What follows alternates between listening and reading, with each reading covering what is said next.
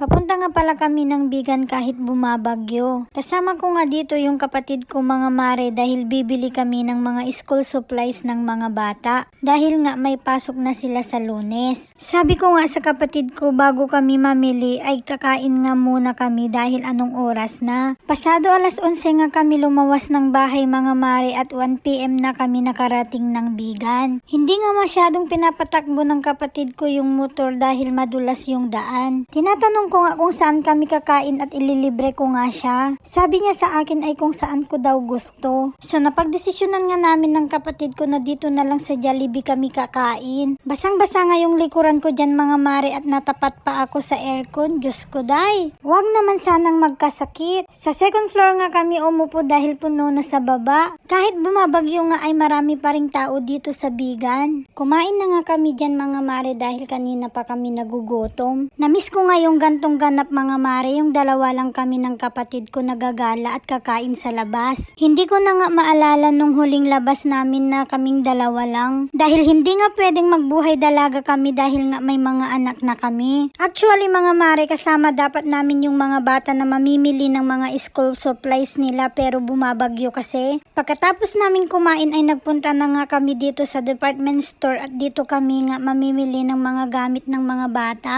Nakita ko nga itong Crocs at gusto ko sanang bilhin para sa anak ko dahil ang cute pero wala naman siyang size. Saktong-sakto pa naman nga yung pasukan dahil tag-ulan. Sabi ko nga sa kapatid ko ay kumuha na nga rin siya ng mga gamit ng mga anak niya at ako na ang bahala. Hindi ako mayaman mga mare pero may blessing lang na dumating sa akin. Hindi kasi ako yung kapatid na kung may blessing man na dumating sa akin ay sasariliin ko na lang. Gusto ko lang kasi na kung meron man ako ay meron din sa kanila. As long as alam kong hindi napupunta sa mga walang kwentang bagay. Kaya sana Lord, ipanalo mo ako para sa susunod na blessing mo sa akin, marami akong maibabahagian. Amen. Kumuha na nga rin ako dyan ng notebook na pang grade 1 para rin sa pamangkin ng aking asawa. At binilhan ko rin ng iba pang gamit sa school. At ito na nga yung exciting part, ang pagbabayad ng bills. Grabe na talaga yung mga bilihin ngayon. School supplies lang ng isang bata, mahigit 500 na. Diyos ko, paano na kaya yung may maraming anak?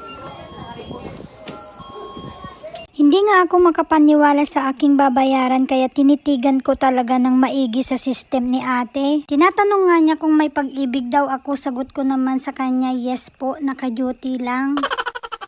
Tumawa nga si ate, ibig sabihin pala niya ay loyalty card.